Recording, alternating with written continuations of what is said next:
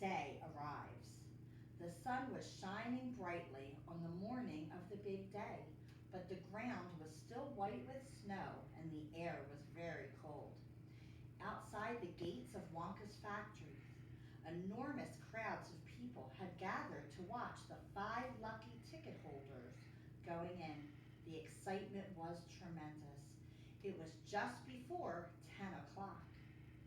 The crowds were pushing and shouting, and policemen with arms linked were trying to hold them back from the gates. Right beside the gates, in a small group that was carefully shielded from the crowds by the police, stood the 5 famous children, together with the grown-ups who had come with them.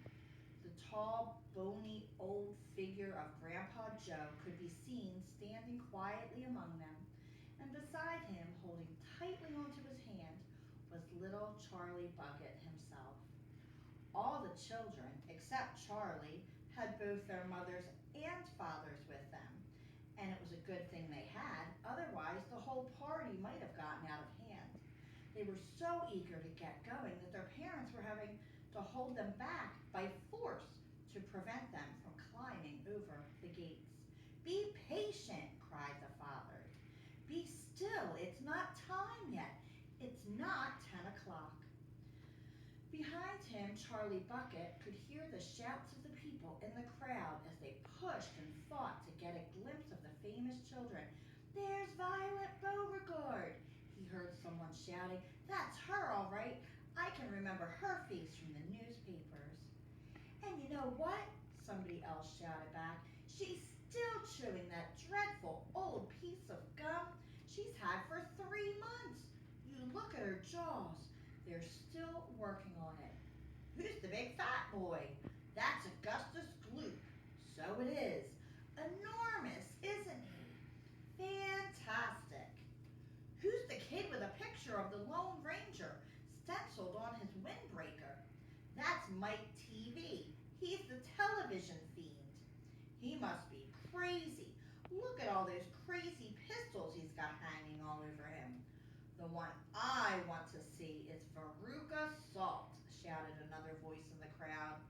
"She's the girl whose father bought up 500,000 candy bars and then made the workers in his peanut factory unwrap every one of them until they found a golden ticket. He gives her anything she wants, absolutely anything. She only has to start screaming for it and she gets it. Dreadful, isn't it? Shocking, I call it." "Which do you think is her?" "That one over there on the left, the little girl in the silver mink coat." "Which one is Charlie Bucket?" "Charlie Bucket? He must be that skinny little shrimp standing beside the old fellow who looks like a skeleton, right close to us, just there. See him? Why, he hasn't got a coat on in this cold weather. Don't ask me. Maybe he can't afford to buy one. Jeepers, he must be freezing." Charlie, standing only a few paces away from the speaker, gave Grandpa Joe's hand a squeeze, and the old man looked down at Charlie and smiled. Somewhere in the distance, a church clock began striking 10, very slowly, with a loud creaking of rusty hinges. The great iron gates of the factory began to swing open. The crowd became suddenly silent. The children stopped jumping about. All eyes were fixed upon the gates. "There he is!" someone shouted. "That's him!" And so it was. I hope you enjoyed chapter 13. Bye. Hi, I'm Miss Franklin, and I'm going to be reading chapter 14, entitled Mr. Willy Wonka. Mr. Wonka was standing all alone just inside the open gates of the factory. And what an extraordinary little man he was. He had a black top hat on his head.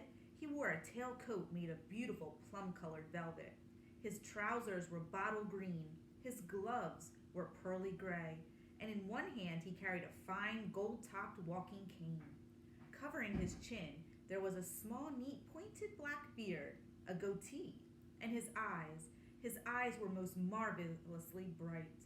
They seemed to be sparkling and twinkling at you all the time. The whole face, in fact, was alight with fun and laughter. And oh, how clever he looked, how quick and sharp and full of life. He kept making quick, jerky little movements with his head, cocking this way and that, and taking everything in with those bright, twinkling eyes.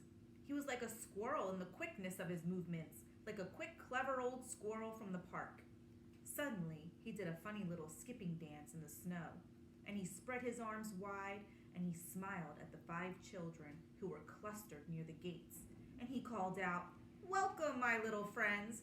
Welcome to the factory!" His voice was high and fluty. "Will you come forward one at a time, please?" he called out. "And bring your parents. Then show me your golden ticket and give me your name. Who's first?" The big fat boy stepped up. "I'm Augustus Gloop," he said. "Augustus!" cried Mr. Wonka, seizing his hand and pumping it up and down with terrific force. "My dear boy, how good to see you. Delighted, charmed, overjoyed to have you with us. And these are your parents?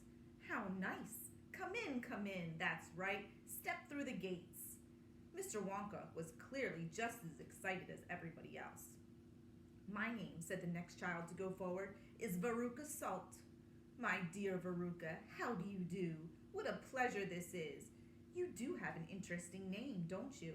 I always thought that a verruca was a sort of wart that you got on the sole of your foot. But I must be wrong, mustn't I? How pretty you look in that lovely mink coat. I'm so glad you could come. Dear me, this is going to be such an exciting day. I do hope you enjoy it. I'm sure you will. I know you will. Your father? How are you, Mr. Salt? And Mrs. Salt? Overjoyed to see you. Yes, the ticket is quite in order. Please go in." The next 2 children, Violet Beauregard and Mike TV, came forward to have their tickets examined and then to have their arms practically pumped off their shoulders by the energetic Mr. Wonka. And last of all, a small, nervous voice whispered, "Charlie Bucket?" "Charlie!" cried Mr. Wonka. "Well, well, well. So there you are. You're the one who found your ticket only yesterday, aren't you?" "Yes, yes. I read all about it in this morning's papers. Just in time, my dear boy. I'm so glad. So happy for you. And this? Your grandfather? Delighted to meet you, sir. Overjoyed, enraptured, enchanted. All right. Excellent. Is everybody in now? 5 children? Yes. Good. Now will you please follow me? Our tour is about to begin, but do keep together. Please don't wander off by yourselves. I shouldn't like to lose any of you at this stage of the proceedings. Oh dear me, no." Charlie glanced back over his shoulder and saw the great iron entrance gate slowly closing behind him. The crowds on the outside were still pushing and shouting. Charlie took a last look at them. Then, as the gates closed with a clang, all sight of the outside world disappeared. "Here we are," cried Mr. Wonka, trotting along in front of the group. "Through this big red door, please. That's right. It's nice and warm inside." I have to keep it warm inside the factory because of the workers. My workers are used to extremely hot climate. They can't stand the cold. They'd perish if they went outdoors in this weather. They'd freeze to death. "But who are you, these workers?" Augustus Gloop asked. "All in good time, my dear boy," said Mr. Wonka, smiling at Augustus. "Be patient. You shall see everything as we go along. Are all of you inside? Good. Would you mind closing the door? Thank you." Charlie Bucket found himself standing in a long corridor that stretched away in front of him as far as he could see. The corridor was so wide that a car could have easily been driven along it. The walls were pale pink. The lighting was soft and pleasant. "How lovely and warm," whispered Charlie. "I know, and what a marvelous smell," answered Grandpa Joe, taking a long, deep sniff. All the most wonderful smells in the world seemed to be mixed up in the air around them. The smell of roasting coffee and burnt sugar and melting chocolate and mint and violets and crushed hazelnuts and apple blossom and caramel and lemon peel. And far away in the distance, from the heart of the great factory, came a muffled roar of energy, as though some monstrous, gigantic machine were spinning its wheels at breakneck speed. "Now this, my dear children," said Mr. Wonka, raising his voice above the noise, "this is the main corridor. Will you please hang your coats and hats on those pegs over there, and then follow me? That's the way. Good. Everyone ready? Come on then, here we go." He trotted off rapidly down the corridor, with the tails of his plum-colored velvet coat flapping behind him, and the visitors all hurried after him. It was quite a large party of people. When you come to think of it, there were 9 grown-ups and 5 children, 14 in all. So you can imagine that there was a good deal of pushing and shoving, as they hustled and bustled down the passage, trying to keep up with the swift little figure in front of them. "Come on," cried Mr. Wonka. "Get a move on, please. We'll never get around today if you dawdle like this." Soon he turned right off the main corridor into another slightly narrower passage. Then he turned left, then left again, then right, then left, then right, then right, then left. The place was like a gigantic rabbit warren, with passages leading this way and that in every direction. "Don't you let go of my hand, Charlie," whispered Grandpa Joe. "Notice how all these passages are sloping downwards?" called Mr. Wonka. "We are now going underground. All the most important rooms in my factory are deep down below the surface." "Why is that?" somebody asked. "There wouldn't be nearly enough space for them on top," answered Mr. Wonka.